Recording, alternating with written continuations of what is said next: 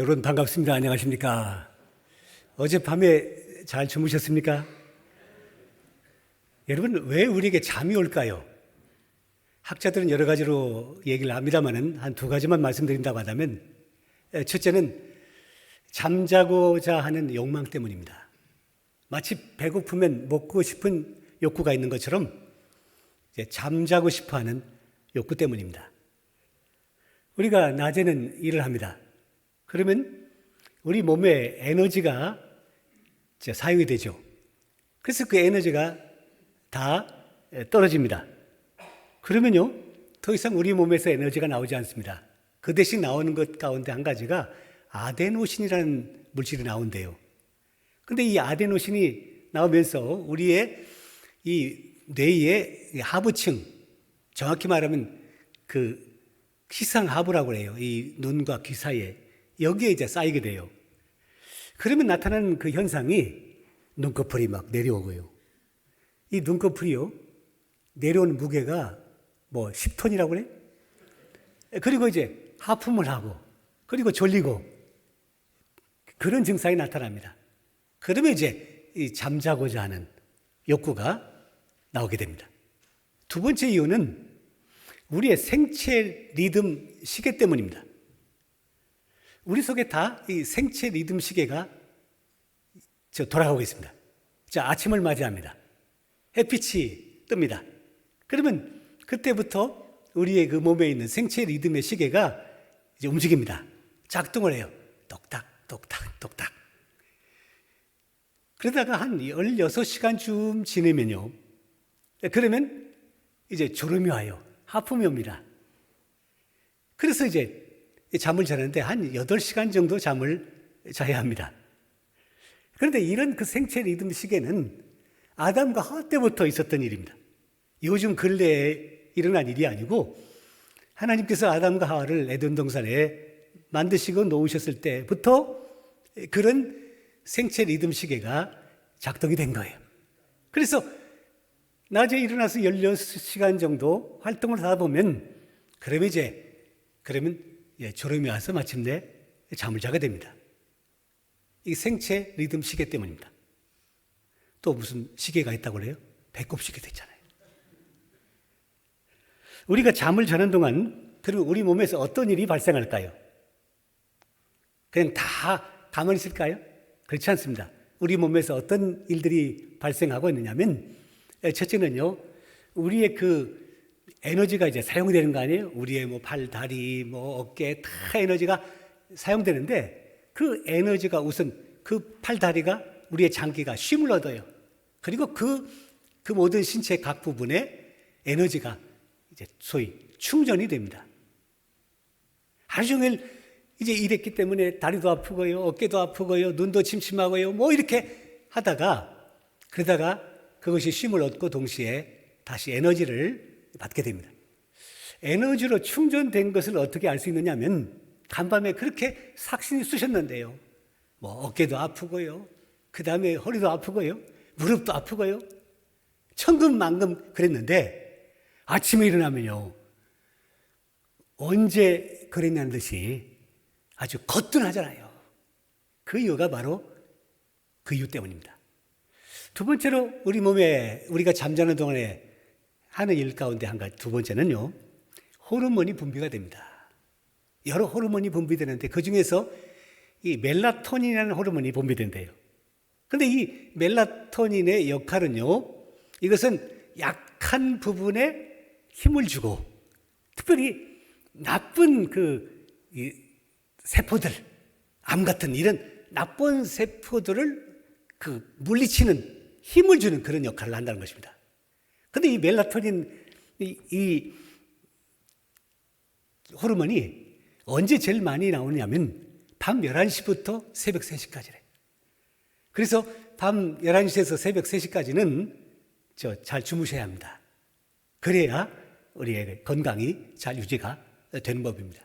세 번째 이유는요, 뇌 활동입니다. 우리 몸은 쉬지만 뇌는 끊임없이 계속해서 활동을 해요. 그런데 그 중에서 한 가지는 하루 종일 우리가 일하잖아요. 누구도 만나고 어떤 사건도 있고 어떤 일도 있고 뭐 그러잖아요. 이제 그것들이 우리의 그 뇌 속에 기억이 되는데, 우리 그 뇌에 그 기억 장치가 두 개가 있는데, 한 개는 단기 기억 장치가 있고 또 하나는 장기 기억 장치가 있습니다. 다시 말하면 오랫동안 기억할 일에 대해서는 장기 기억 장치에다가 넣어주고, 그리고 단기간에 기억할 만한 것들은 단기 기억 장치에다가 넣어준대요. 그래서 우리가 어제 누굴 만났어요. 통성명 했어요. 악수도 했어요. 함께 20, 30분간 얘기했어요. 그런데 아침에 일어나니까 그 사람 이름이 뭐지? 조차 생각이 나지 않습니다. 왜요? 그것은 단기 기억 장치 속에 들어갔기 때문입니다. 하지만 여러분 자녀들의 그 가정에 있었던 중요한 일들, 또 여러분 가운데 있었던 아주 쇼킹한 것들, 그런 것들은요, 며칠 지나도 잊질 않아요. 1년이 지나도 2년이 지나도 심지어 50년이 지나도 잊혀지지 않습니다. 왜요? 우리의 이 장기 기억 장치 속에 넣어졌기 때문입니다. 이런 일을 바로 우리의 뇌가 우리가 잠자는 동안에도 하게 됩니다. 그래서 잠이 중요한 것입니다. 이렇게 중요한 잠을 우리가 잘 자질 못하면, 그러면요, 심혈관 질환의 위험이 한 2배 정도 올라간다고 그래요. 그리고 피부 노화도 빨리 온다고 그래요. 여성분들 종종 경험하는 것입니다만은 아침에 일어나서 이제 화장을 하시나요?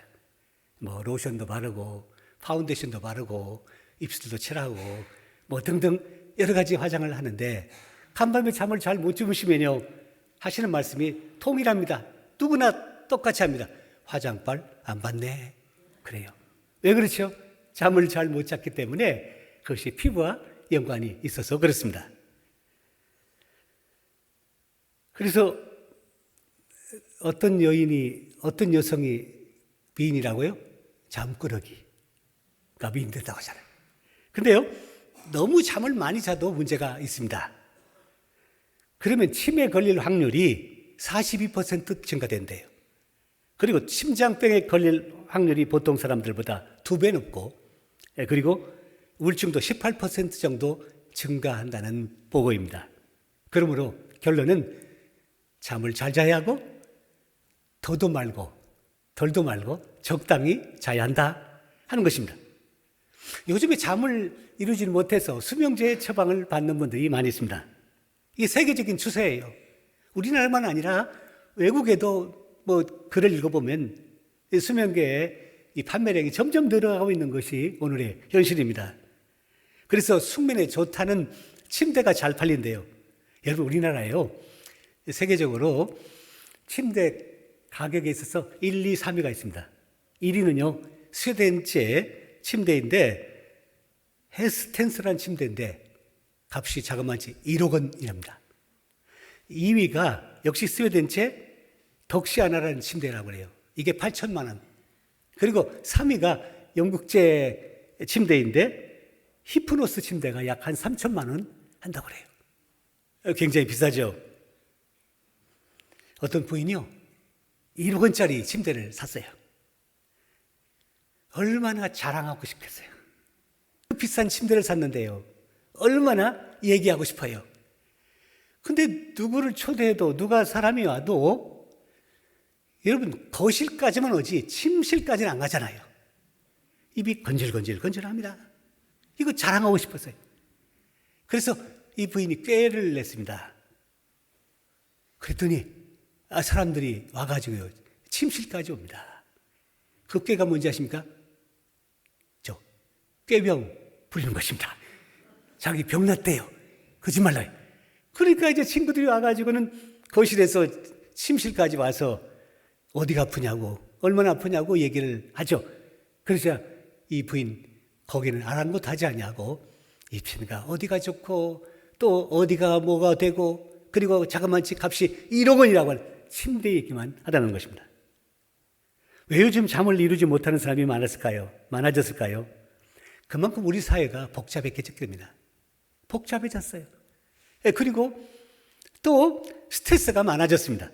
신경 쓸 일이 한두 가지가 아닙니다. 직장 가면 직장에서, 가정은 가정에서, 교회면 또 교회와, 어딜 가든지 스트레스가 많아진 것이 숙면의 어려움을 겪고 있는 현상입니다. 오늘 본문 말씀도 소위 잠 못 이루는 밤에 대한 말씀입니다. 헤로드 왕이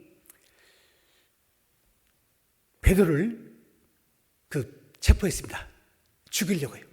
근데 이 헤롯은 풀네임으로 말한다고 한다면 헤롯 아그리파 1세입니다. 예수님 어린 시절 그 당시 예수님을 죽이려고 했던 헤롯이 소위 헤롯 대왕입니다. 대헤롯이라고 합니다. 그 사람의 손자예요. 근데 이 헤롯이 베드로를 죽이려고 감옥에 가뒀는데 그 이유가 무엇입니까?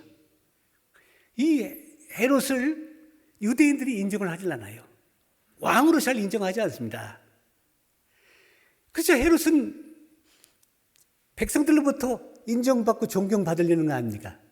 근데 왜 이 유대인들이 헤롯을 인정하지 않으려고 하냐면 소위 족보가 다르기 때문입니다. 유대인들의 뿌리는 야곱입니다. 근데 이 헤롯의 그 뿌리는 에서에 있습니다. 에돔 족속에. 그래서 유대인들이 야곱의 후손인 이 유대인들이 그를 싫어합니다.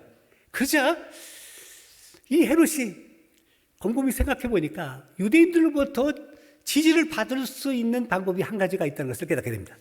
그것은 바로 유대인들이 사도들을 죽도록 미워하고 있다는 것이었습니다. 그래서 야고보 사도를 잡았습니다. 그리고 칼로 죽였습니다. 그러자 유대인들이 너무도 좋아합니다.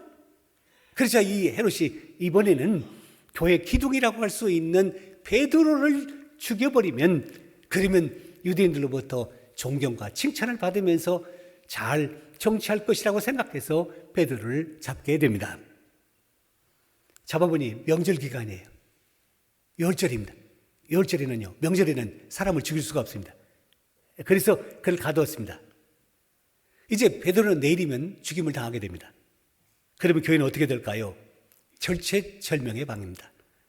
그 밤에는 베드로도 그리고 뒤에 있는 교회 교인들도 잠잘 수 없는 밤이었습니다. 이런 어려운 위기의 때에 베드로는 무엇을 했고 그리고 뒤에 있는 교회 교인들은 무엇을 했고 또 하나님은 무엇을 하셨는지 오늘 본문의 말씀을 통해서 함께 찾아보려고 합니다. 첫째로 베드로는 무엇을 했을까요? 6절 상반절 말씀을 보면요, 헤롯이 잡아내려고 하는 그 전날 밤에 베드로가 두 군인 틈에서 두 쇠사슬에 매여 누워 자는데 베드로가 그 밤에 뭐 했다고요? 누워 잤다라고 했습니다. 사실 베드로는 그 밤에 잠을 잘 수 없는 여건입니다. 왜냐하면 걱정과 근심이 너무 많기 때문입니다. 우선 자기 가정을 생각해 보십시오. 가정인 베드로가 처형을 당하게 되면 남아있는 가족들은 어떻게 살 것인가? 걱정과 근심 때문에 잠을 이룰 수가 없습니다. 교회를 생각해 보십시오. 자, 베드로가 죽임을 당하게 되면 그러면 이제 생긴 지 얼마 안 되는 교회, 초대교회입니다.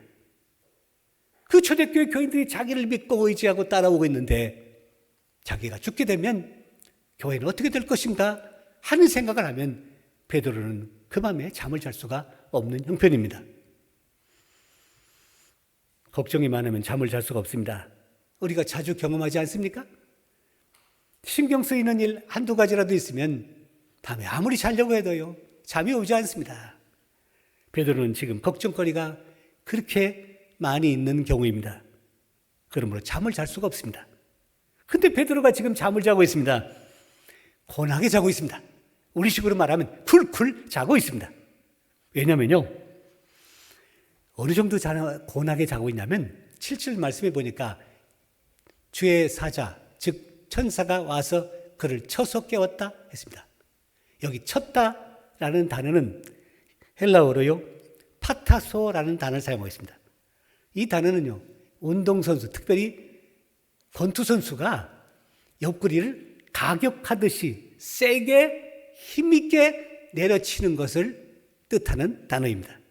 그냥 살짝 일어나 한 정도가 아니고요, 주먹으로 뻥 치는 이런 단어가 바로 파타소입니다. 베드로는 사실 잘 수 있는 형편이 못 됩니다. 군인들 14명이 4패로 나눠서 4시간씩 지금 그를 지키고 있습니다. 그리고 베드로의 양손에는요, 쇠사슬로 묶여 있습니다. 그리고 베드로의 양 옆에는요, 군인들 2사람이 지키고 있습니다. 이런 형편에 잠이 오겠습니까? 우리는 누가 옆에서 부스럭거리기만 해도 잠 잘 못 자는 것이 우리의 모습입니다. 베드로도 마찬가지가 아니겠습니까? 그런데도 베드로는 고나게 잠을 자고 있습니다. 어떻게 그럴 수 있을까요? 그런 상황에서 자기 주변 여건도 그렇고요, 또 교회도 그렇고요, 가정생활 생각만 해도 잠을 잘 수 없는데 어떻게 그렇게 고나게 잘 수 있었을까요? 한 가지 때문입니다. 바로 그는 주님의 얼굴을 보았기 때문입니다. 그의 영의 눈으로 주님을 보았기 때문입니다. 그래서 근심과 걱정 그에게 다 맡기자, 그러자 그에게 심령의 진정한 잠이 쏟아지게 된 것입니다. 소설가 로버트 스티븐슨이라는 소설가가 있습니다. 이 사람이 언젠가 한 번은 남태평양을 여행하게 됐습니다. 출발할 때는 잔잔했어요. 날씨가 좋았어요. 그런데 얼마쯤 가다 보니까요, 갑자기 바람이 불기 시작하면서 풍랑이 있는데 배가 요동을 칩니다. 다들 죽겠다고 아우성입니다. 그래서 승객들이 이 스티븐슨에게 당신 가서 선장에게 이 상황을 물어보고 와서 우리에게 얘기해 주십시오 라고 말합니다. 자, 스티븐슨이 지금 이제 선장실 여행에서 가고 있는 중입니다. 마침 이 선장이 갑판 위에서 지금 바다를 쳐다보고 있었습니다. 근데요, 이 스티븐슨이 선장을 딱 쳐다보고는요, 그에게 다가가지 않냐고 뒤로 돌아서 다른 승객들에게 돌아옵니다. 승객들이 그에게 물었습니다. 선장이 뭐라고 하시던가요? 아무 말 안 했는데요. 아니, 아무 말 안 하다니요. 당신 선장에게 가서 이 얘기를 했으면 무슨 대답을 듣고 왔어야 하지, 이 얘기를 안 했다니요. 그게 무슨 말입니까? 이 사람 대답입니다. 실은요, 선장의 얼굴만 보고 그냥 돌아왔습니다. 제가 선장의 얼굴을 보니 평안합니다. 전혀 걱정과 근심이 그 얼굴빛에 없었습니다. 선장의 얼굴에 그냥 온갖 걱정과 근심으로 덮여 있다고 한다면 그에게 가서 물어야 했지만, 선장이 문제 없는 얼굴을 하고 있기에 문제 없다고 판단해서 그냥 돌아온 것입니다 라고 말했다고 그래요. 그렇습니다. 선장이 문제 있다고 두려워하는 마음 가지고 있다고 한다면 문제입니다. 하지만 이 태풍과 폭풍 가운데서 선장이 문제가 없다고 본다면 결코 문제가 될 수 없는 법입니다. 우리 어려운 문제를 만나면 안절부절합니다. 왜요? 문제만을 보기 때문입니다. 하지만 우리의 선장 되신 주님의 얼굴을 보셔야 합니다. 주님께서 염려하시면 우리도 염려할 수밖에 없습니다. 하지만 주님께서 염려하지 아니하시면 우리 또한 염려할 필요가 없는 것입니다. 복음성가 가운데서 이런 가사의 노래가 있죠. 괴로울 때 주님의 얼굴 보라, 평화의 주님 바라보아라. 2절 이렇습니다. 힘이 없고 내 마음 연약할 때 능력의 주님 바라보아라. 눈을 들어 주를 보라. 내 모든 염려 주께 맡겨라. 슬플 때 주 예수의 얼굴 보라. 사랑의 주 늘 안식 주리라. 아멘. 주님의 얼굴이 어디 있습니까? 주님의 얼굴이 언제 나타나십니까? 성경을 보십시오. 그리고 기도해 보십시오. 거기에 우리 주님 찾아오실 것입니다. 주님의 얼굴을 우리에게 보여주실 것입니다. 그러면 우리도 베드로처럼 위기의 때에 평안할 것입니다. 둘째로 교회 교인들은 이 위기의 상황에 무엇을 했을까요? 교회는 간절히 기도했습니다. 5절 말씀입니다. 이에 베드로는 옥에 갇혔고 교회는 그를 위하여 간절히 하나님께 기도하더라. 베드로가 갇혔습니다. 그래서 교인들이 간절히 기도합니다. 여러분이 이 말씀에 대해서 어떻게 생각하십니까? 교회가 기도하는 것 당연하고 마땅한 일 아닙니까? 그런데요, 너무도 어려우면요, 너무도 급박하면요, 기도가 잘 나오지 않습니다. 기도가 막히기도 합니다. 베드로가 감옥에 갇히자 기도 말고 다른 방법으로 베드로를 구출하자는 얘기들이 있었을 것입니다. 자, 세리 출신인 마태, 이 사람은요, 교회의 모든 재산을 다 내어놓고서라도 베드로를 구출합시다. 그렇게 말할 수 있었을 것입니다. 또 열심당원인 시몬, 그 사람은 칼을 차고 다니는 사람들이에요. 그러면 특공대를 조직해서 그를 구출합시다 라고 얘기했을 수도 있을 것입니다.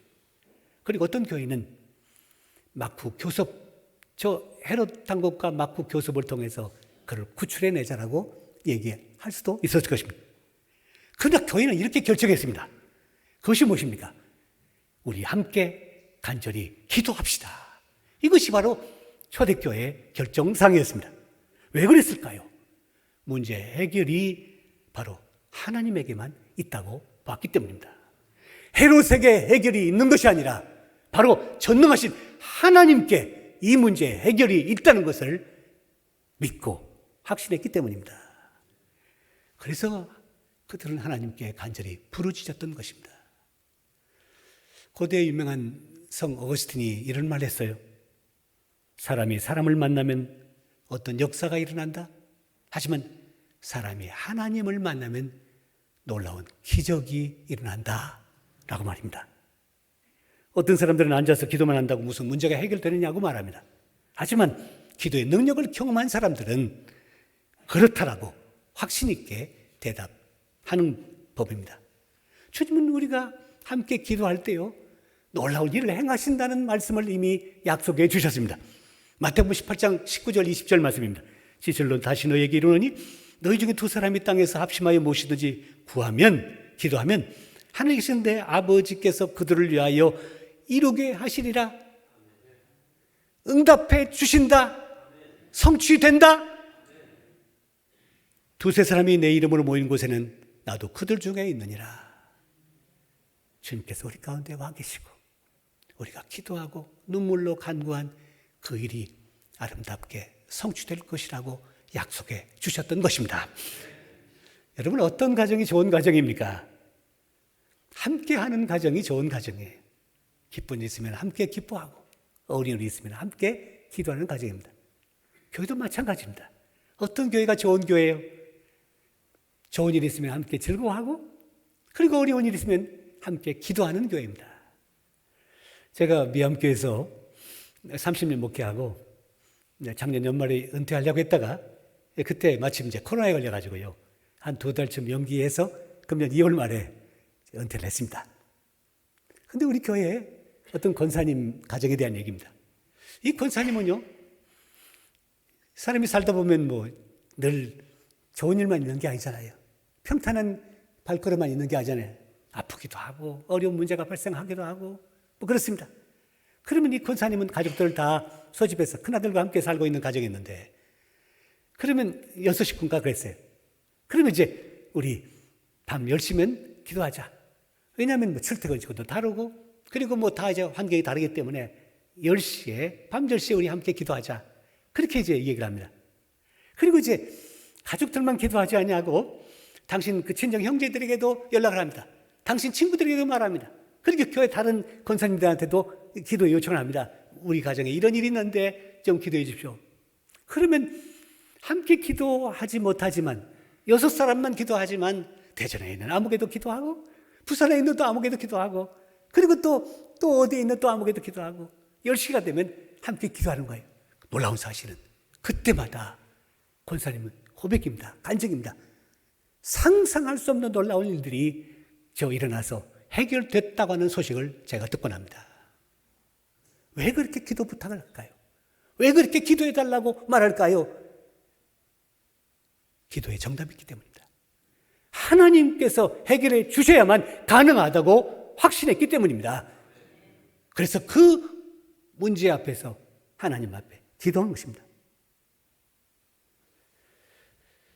여러분, 기도의 자리에 함께 하시길 바랍니다. 새벽 기도회도 있고 수요 기도회도 있습니다. 기도회 때 함께 하심으로 또 설령 형편상 그 기도의 시간에 함께 하지 못하지만 여러분이 있는 자리에서 함께 기도하심으로 오늘 사도행전 12장의 오늘 본문의 놀라운 역사가 동암교회 가운데도 여러분 가정 가운데도 이루어지는 놀라운 역사가 있으실 주님의 이름으로 간절히 바랍니다. 마지막 세 번째로, 그러면 하나님은 무엇을 하셨을까요? 자, 베드로는 쿨쿨 잠잤어요? 교인들은 열심히 간절히 기도했어요. 그럼 하나님은 무엇을 하셨을까요? 하나님께서는 천사를 보내셔서 베드로를 구출해 주셨습니다. 오늘 보면 온 교회가 베드로를 위해서 기도하죠. 그렇죠? 하나님께서 일을 시작하십니다. 근데요, 하나님이 천사를 보내서 일을 시작하시는데 언제 일을 시작하셨냐면 보니까요, 온 교회가 기도하자 하나님이 천사를 보내서 일을 시작하십니다. 실제로 보니까 하나님께서 주의해서 하자 천사를 감옥에 보내십니다. 그리고 잠자는 베드로의 옆구리를 쳐서 깨웁니다. 신으라고 합니다. 그리고 겉옷을 입고 따라오라고 합니다. 그렇게 해서 마침내 교인들이 기도하는 집까지 인도하고 그는 유유히 조용히 사라집니다. 여러분, 어떻게 이런 기적이 가능했습니까? 앞서 말씀드린 것처럼 온 교회가 기도했기 때문입니다.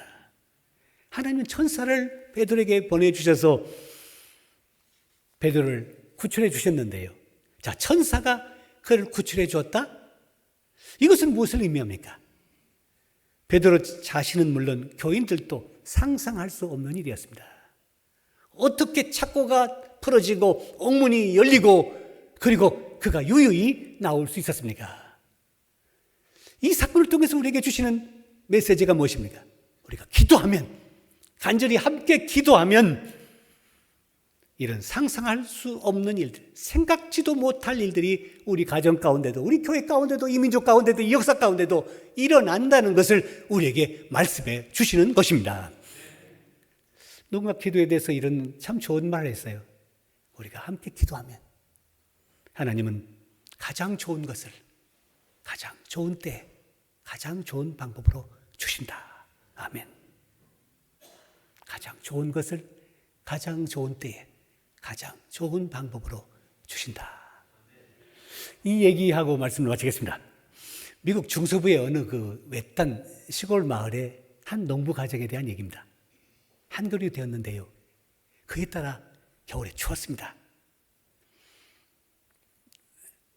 그날 날씨가 많이 추웠는데 거기다가 눈까지 와가지고요.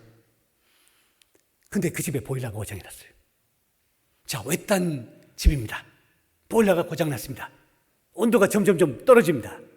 가족들이 누구의 도움도 어떤 것도 받을 수 없는 처지입니다.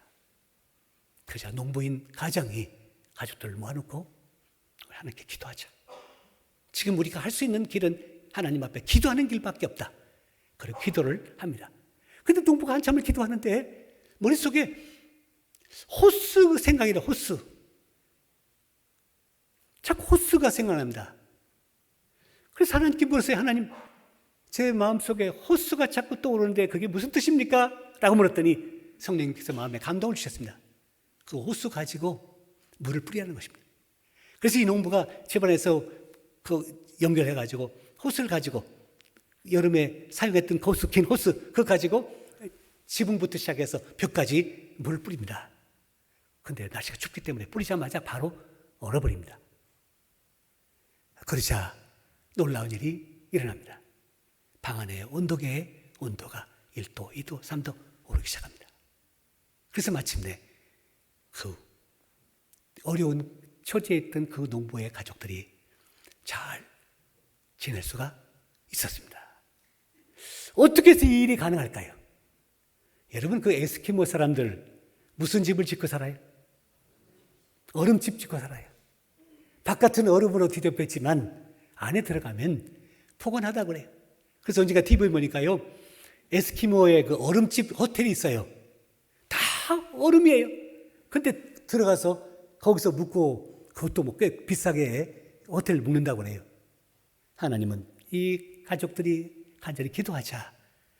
그러자 호수를 알게 해주시고 물을 뿌리게 하시고 그래서 그 어려움에서 건져 주셨던 것입니다. 사랑하는 성도 여러분, 오늘 우리의 현실도 잠 못 이룰 수밖에 없는 밤과 같습니다. 건강의 문제 때문에, 경제적인 문제 때문에, 그리고 또 인간관계 문제 때문에, 그 교회 문제 때문에 베드로는 자신에게 다가온 문제보다도 주님의 얼굴을 보았습니다. 그래서 평안하게 잠들 수가 있었던 것입니다. 걱정한다고, 내가 할 수 있는 일이 아무것도 없다는 것을 깨닫고 문제 해결자이신 주님에게 다 맡겼기 때문입니다. 교인들도 함께 기도했습니다.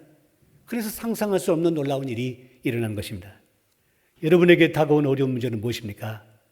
이제 베드로처럼 주님 얼굴 보심으로 영혼의 평안을 얻으시기를 간절히 바랍니다. 그리고 초대교회 성도들처럼 함께 간절히 기도하심으로 우리가 상상할 수조차 없는 놀라운 하나님의 역사, 기적 같은 일들을 여러분의 눈으로 보시면서 하나님께 찬송과 영광을 돌리시는 우리 동함께 되시기를 주님의 이름으로 간절히 바랍니다. 기도드립니다. 하나님 아버지, 이 시간 주님의 말씀을 들려주시니 감사합니다. 저희들에게도 어려운 문제들이 많습니다. 인간적으로 생각하면 걱정과 근심 때문에 밤을 지샐 수밖에 없습니다. 베드로처럼 주님 바라봄으로 모든 것 다 주님께 맡길 수 있게 하시고 초대교회 성도들처럼 간절히 하나님 앞에 기도할 수 있게 하여 주시옵소서. 그리하여 사도행전의 역사가 지금 저희들 가운데도 나타나게 하여 주시옵소서.